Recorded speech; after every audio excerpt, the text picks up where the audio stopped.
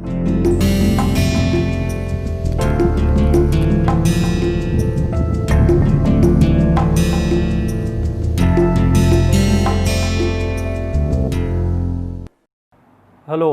welcome to another module in this massive open online course. So, let us continue our discussion we are going to start discussing about the inverse of a matrix, right, or matrix inversion, all right. So, the next topic that we are going to cover is matrix inversion.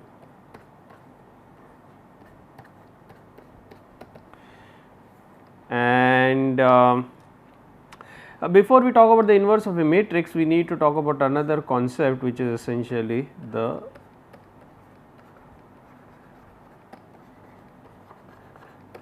determinant of matrix. So, let us first briefly talk about the determinant of a matrix, although many of you must know it, but just to refresh your memory and for some of those who might have forgotten how to compute the determinant or what the concept of a determinant is, the determinant can be calculated as follows, right. So, for a 2 cross 2 matrix, of course, it is very simple. The determinant, of course, the determinant, I think all of you should also be familiar that the determinant exists for only square matrices or is defined for square matrices, that is matrices where m equal to n, that is m cross n matrices where m equal to n, number of rows equal to number of columns. For a 2 cross 2 matrix,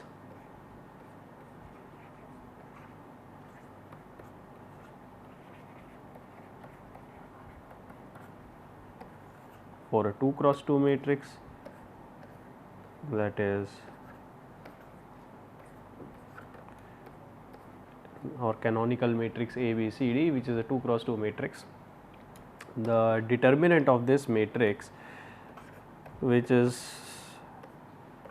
denoted by this. So, this magnitude of A, this denotes the determinant of A, that is mod symbol for real numbers. This is simply, so this denotes the determinant of A, this symbol. This denotes the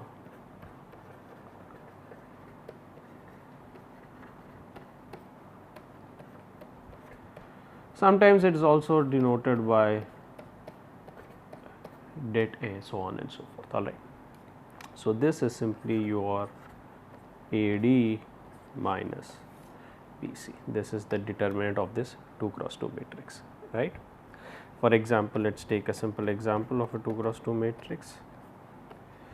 2 minus 3, 1 minus 2.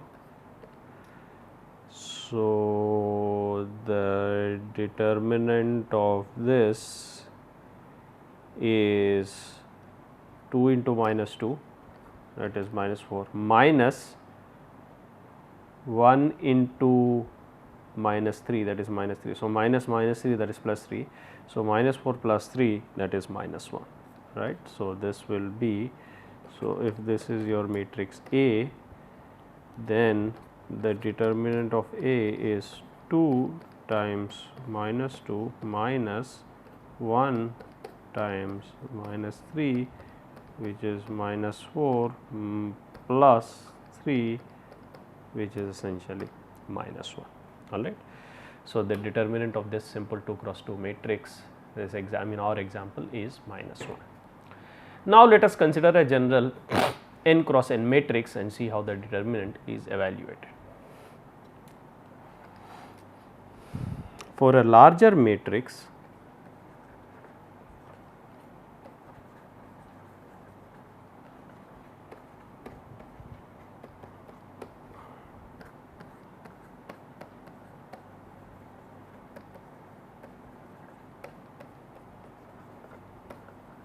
the determinant can be evaluated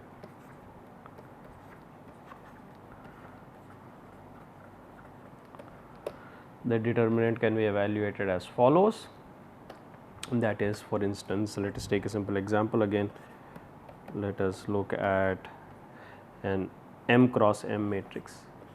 Does not matter, you can consider it M cross M or N cross N, alright. It is a square matrix. So, you have A11, A12, and then you have A1M, A21, A22, A2M, AM1, AM2, AM.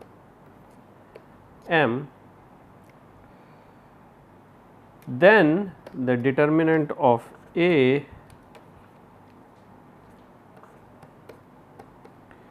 equals summation I equal to 1 to M Aij Cij, where that is, you can expand it along a row or a column. So, let me also write, you can write it also as, for instance, j equal to 1 to M Aij Cij. And what is this concept Cij? Cij is the cofactor of the element Aij. Cij is the cofactor, correct. This is an interesting, I hope some of you might remember, this is the cofactor of Aij. What is the cofactor of Aij? This is simply minus 1 raised to the power of I plus j, the minor of Ij. So, this concept here is essentially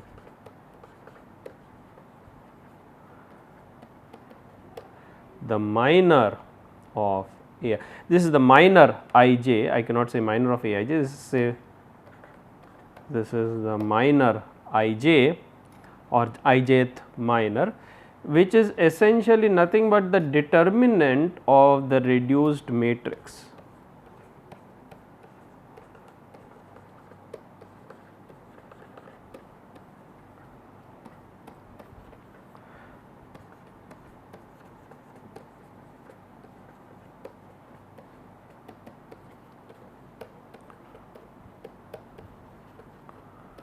Obtained by removing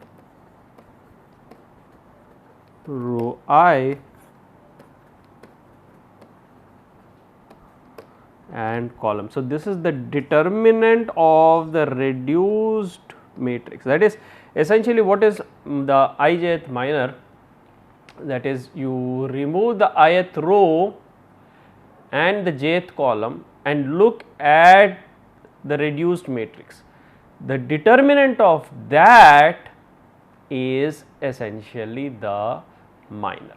So, what you can see, essentially the determinant of a 3 cross, the determinant, the definition of a determinant, it works recursively. The determinant of a 3 cross 3 depends on the 2 cross 2 determinants. The determinant of 4 cross 4 depends on the determinants of the 3 cross 3 essentially the minors, right, so on and so forth, right.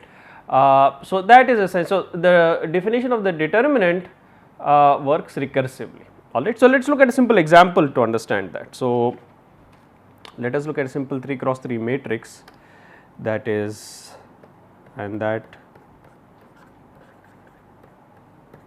will make it clear. For instance, let us say you have this 3 cross 3 matrix,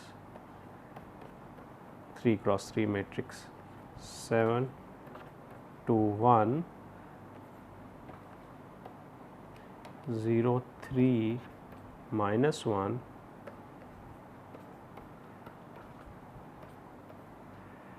minus 3 4 minus 2, 7 2 1 0 3 minus 1 minus 3 4 minus 2. So, this is your 3 cross 3 matrix. Now, we want to ask the question, what is the determinant of A? Well, let us expand this along the first row. Let us expand it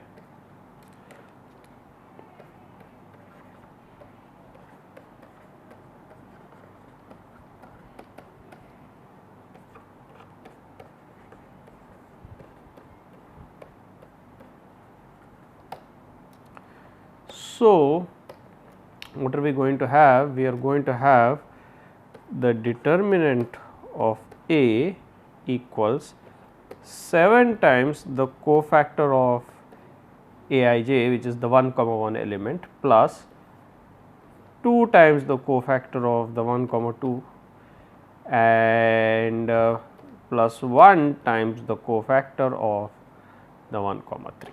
Okay.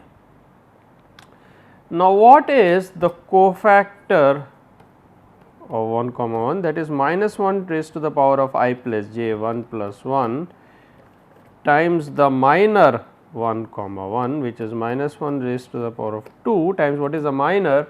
Now, remember minor 1 comma 1 is the determinant of the matrix obtained by removing the first row and first column, right. You remember that ith row jth column, determinant of reduced matrix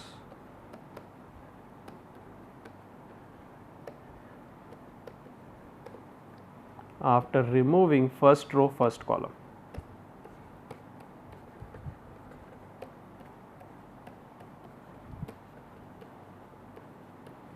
Which is essentially, now what we are saying is you have to remove this row, you have to remove this column. So, what will be left is essentially this 3 minus 1 4 minus 2. Okay. So, that is essentially what it is, 3 minus 1 4 minus 2, determinant of 3 minus 1 4 minus 2. We already know how to calculate the 2 cross 2 determinant. So, this is equal to minus 1 raised to the power of minus 1 square, that is 2, times 3 into minus 2, that is minus 6, minus minus 4, that is plus 4. So, this will be minor 2. This is the cofactor of the 1 comma 1 element, which is essentially minus 2, that is C11, this is equal to minus 2. Okay. Similarly, we can evaluate the other cofactors, that is C12 and C13. Okay. So, now what is C12? You can easily see C12 is minus 1 raised to the power of I plus j, which is 1 plus 2 times the reduced matrix, determinant of the reduced matrix obtained by removing the I comma jth element, that is essentially your 0 minus 1 3 minus 2, right, removing the first row second column, which is, so this minus 1 raised to the power of 3, this is minus 3 minus 1 sorry, times determinant of this is basically minus 2, I am sorry, 0 minus minus 3, which is 3. So, this is minus 1 into 0 minus, I am sorry, there has to be a minus 1 or minus 3 or 0 minus 1 minus 3. So, this is 0 minus 3, which is essentially minus 3. So, this is going to be your 3. So, C12 is equals 3. And what about now C13? C13 is minus 1 raised to the power of 1 plus 3, that is 4, times the determinant of the reduced matrix obtained by removing first row third column, which is 0 3 minus 3 comma 4, minus 1 raised to the power of 4 is 1. So, 1 times 0 into 4 is 0, 0 minus minus 9 equals 9. So, that is essentially what it is. So, you have C11 equals minus 2, C12 equals 3, C13 equals 9. Therefore, now we can evaluate now substitute in this, right. Remember, we let us call this equation as star. So, substituting in this equation,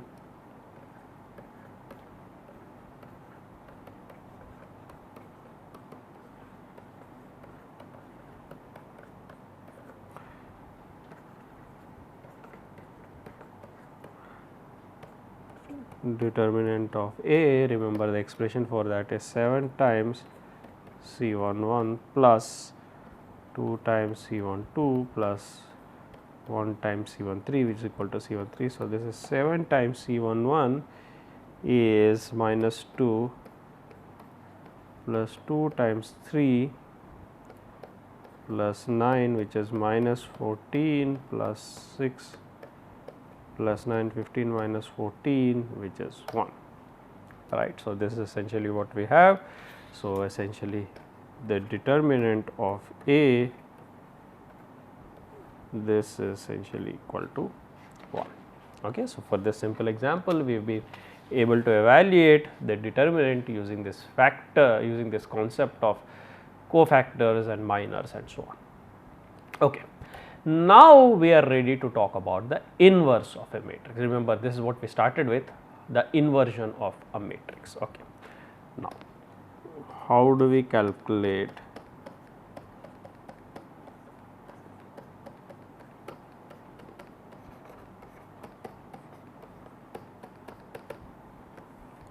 now we are ready to talk about this notion of the inverse of a matrix. So, once again this is defined for a square matrix.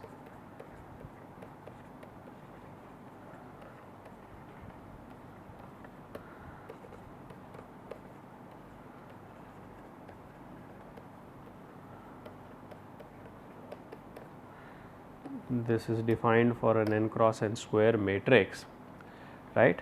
So, let A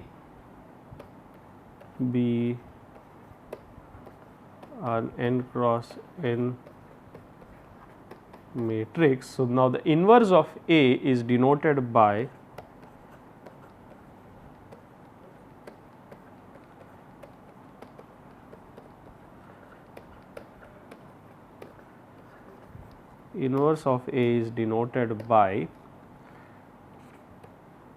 A inverse.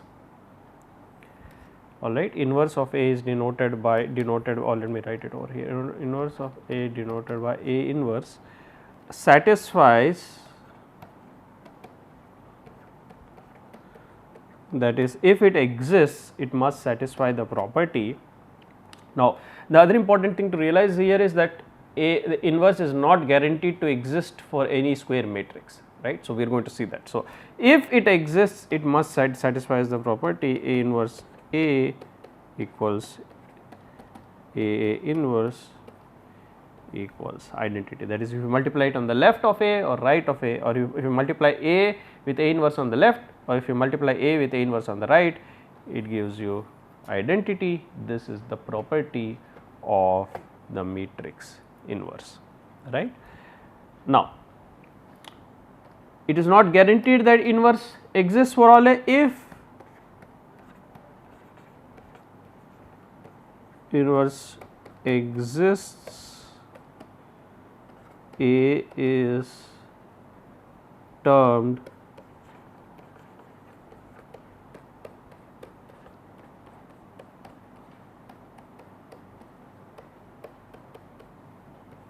invertible, right. Now, if inverse does not exist,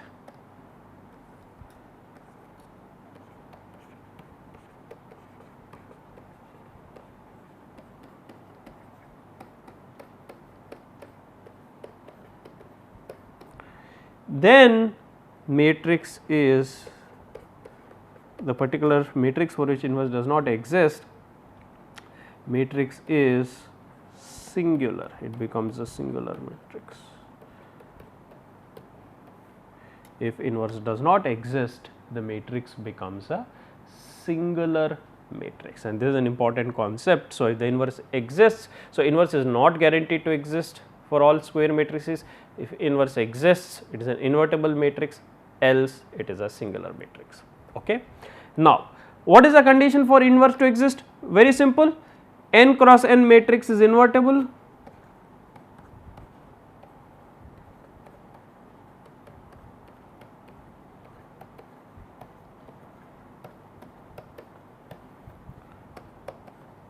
if the determinant is not 0, that is it. That is, if the determinant of the matrix is not 0, then the matrix is invertible. If the determinant is 0, then the matrix is singular, as simple as that. If the determinant is 0, then the matrix is singular. Okay. Now, let us look at the formula how to evaluate the inverse. If the inverse exists, A inverse is given as the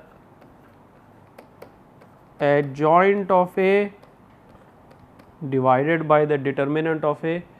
This is the adjoint of A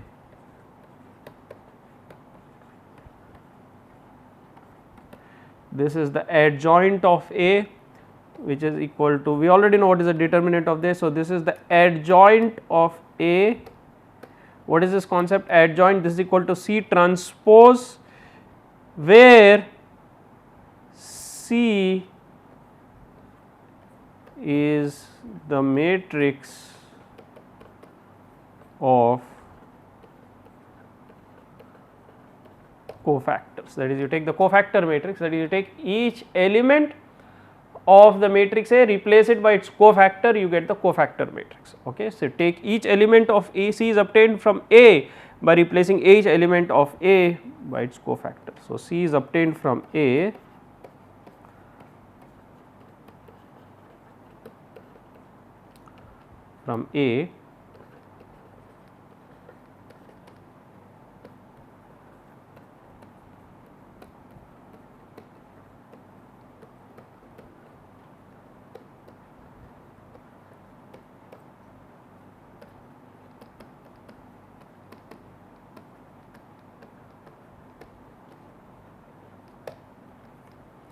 So, you take each element Aij, replace it by its cofactor Cij, and then they take the transpose of that, gives the adjoint, right. So, adjoint is the transpose of the matrix of cofactors, adjoint divided by the determinant is the inverse, and remember you can do this division because the determinant is non-zero. Therefore, the inverse exists only if the determinant is non-zero. Let us take a simple example again. Simple example, what we already seen. Let us go back to our example matrix 7 2 1 0 3 minus 1 minus 3 4 minus 2. Take a look at this, right. If you take a look at this, we already seen this is our 3 cross 3 matrix.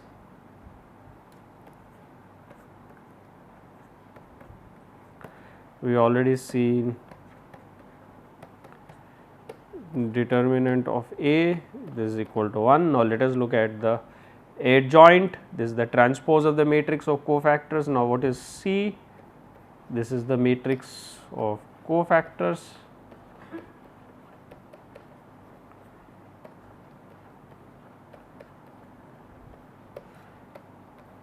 This is given as minus 2, 3, 9.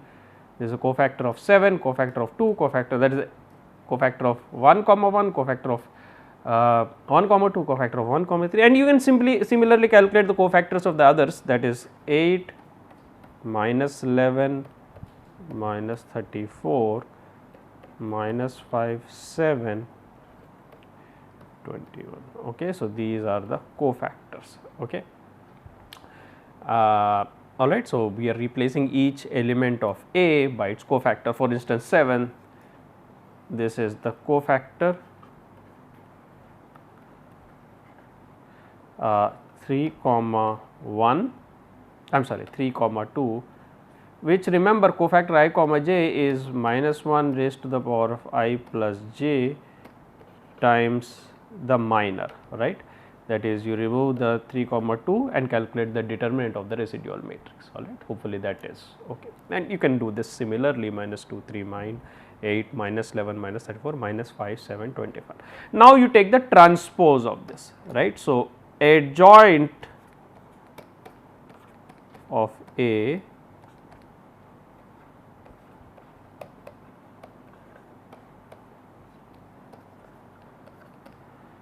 this is equal to C transpose, which is essentially, now if you look at it, simply take the transpose of C, which is rows become columns and columns become rows. So, this will be minus 2, 8, minus 5, 3, minus 11, 7, 9, minus 34, 21, alright. So, minus 2, 3, 9, 8, minus 11, 34, minus 8, minus 11, minus 34, minus 5, 7, 21, okay.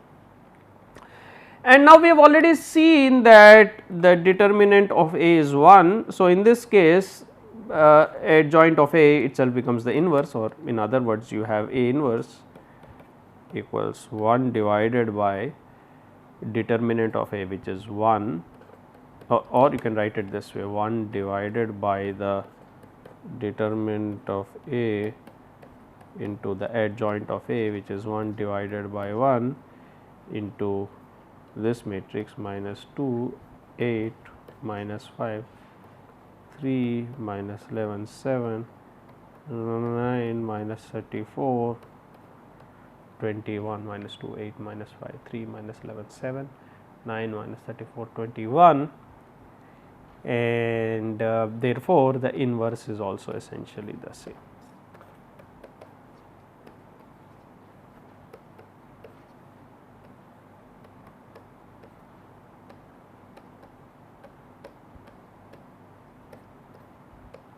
So, this is basically your, so this is basically your A inverse.